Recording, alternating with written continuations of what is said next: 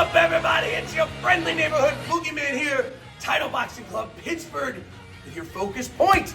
Now, whether you are trying to repel a vampire, perform an exorcism, or perhaps just box, the cross is a very useful tool. And this week, we're going to talk about some cross variants, some kind of different versions of the crosses that we normally throw. But before you get into any variant, no matter what kind of cross you throw, there's one very important rule that we must always follow. A lot of people, I think, could get better at this, and that is the cross is a straight punch.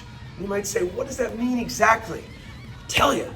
So you want your punch to travel from your guard, it's your backhand. For me, that's my right hand. It needs to travel in a perfectly straight line to the target. There's no curved angle. It's just going from my guard to the target.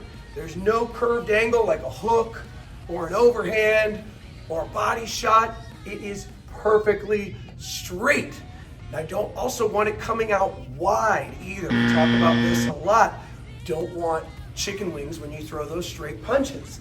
Now, even though the punch travels straight, everything else rotates. So I don't know if you can see my feet back here, but when I throw that cross, my heel is going to turn out, my knee is going to turn in, my hip is going to turn, my shoulder is going to turn.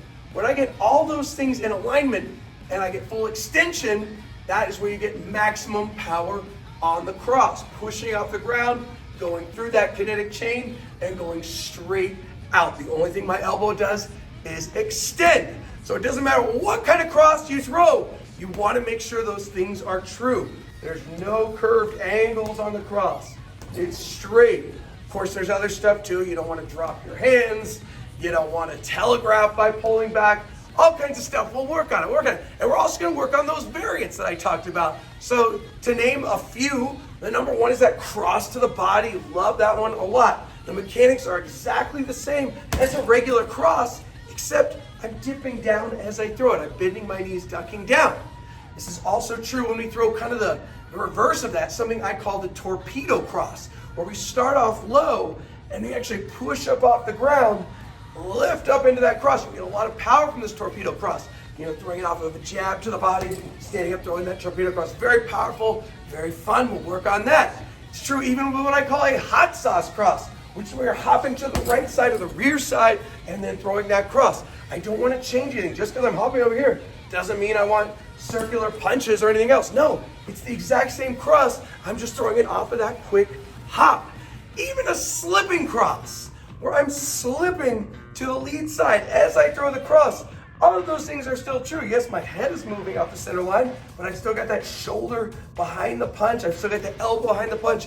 Everything else is rotating. So we're going to make sure we follow those rules. It's like the Gremlins. You don't want to feed them after midnight or get them wet. Across the same thing. Don't let the elbow come out.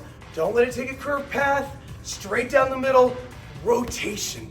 We're going to work on those things. We're going to work on those variants, because that is how you kill a vampire, exorcise a demon, or throw that cross.